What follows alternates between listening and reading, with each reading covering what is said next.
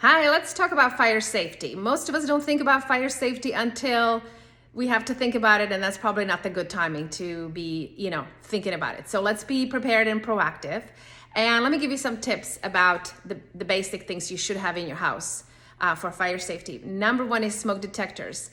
I'm from California, where it was required before close of escrow to have smoke detectors in every property and carbon monoxide detectors as well.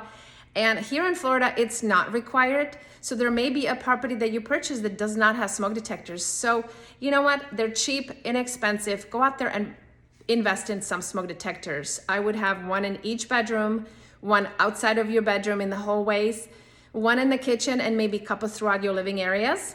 Make sure they have batteries and they're in working condition. I would also buy a couple carbon monoxide detectors to have outside of your bedrooms. Also go out and invest in fire extinguishers. They are inexpensive and very helpful in the event you need them.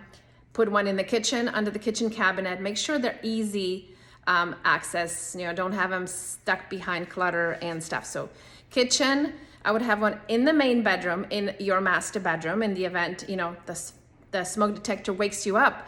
Now you got to get out of the house. You can use the fire extinguisher to get yourself out. So that's a good idea. And also put one in the garage.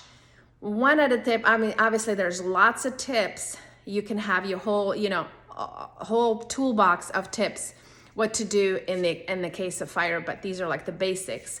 Also, we have a fire ladder, and this is something I learned when we were adopting our son, and adoption agency had lots of rules and things that we had to have in the house to make sure we were qualified to adoption. It was a fire ladder, and since we had a two-story house, the fire ladder had to be on the second floor. So we still have it, and ours is on the second floor in our property. So that could be something useful as well in the event you don't have the fire extinguisher, but I'd say go out there and invest in that and invest in smoke detectors. Cheers.